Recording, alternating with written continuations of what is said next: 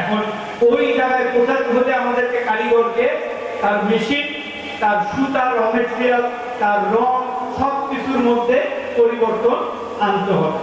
তার আগে এই যে আপনারা যারা ব্যবসায়ী, যাদের শোরুম, যারা মালিক, তাদের কিছুটা হলেও অল্প সময়ের জন্য হলেও আপনাদেরকেও কিছু উদ্যোগ নিতে হবে।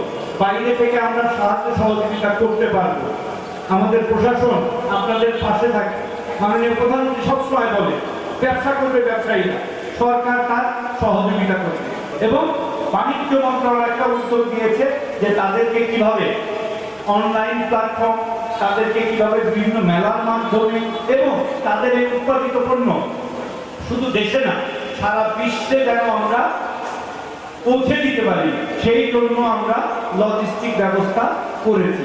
আমরা এই জন্য পাত্রাইটাকে পৌরসভার জন্য আমাদের উপজেলা প্রশাসন থেকে অলরেডি প্রস্তাব আমাদের এলজিডি মন্ত্রণালয়ে চলে গেছে। ইনশাআল্লাহ আমরা দ্রুততম সময়ের মধ্যে ঘোষণাটা দিয়ে কাজ শুরু করতে পারব। এই পাত্রাই সারা বাংলাদেশের একমাত্র পৌরসভা হবে যে পৌরসভার ব্র্যান্ডিং হবে একটা প্রোডাক্ট নিয়ে, যে টাঙ্গাইলের শাড়ি না, শাড়িটা পাত্রাইলের শাড়ি এবং পাত্রাইল পৌরসভায় তৈরি।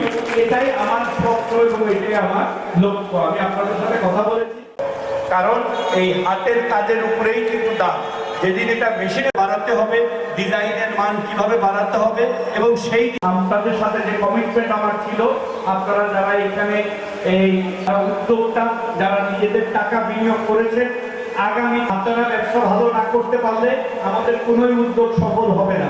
ইলেকশনের কারণে শেষ করতে পারি নাই। আমার অতিথিরা জানে না যে আমরা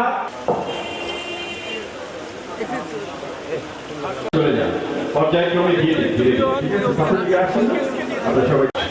সভাপতি উপজেলা আওয়ামী লীগের স্থানকে উত্তরীয় করিয়ে বরণ করে নিচ্ছেন।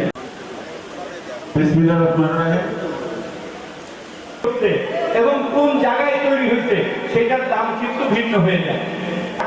পাবলো পিকাসোর হলে সেটা $1 মিলিয়ন, আর একই জিনিস নামটা আমরা ওইভাবে কাজ করি।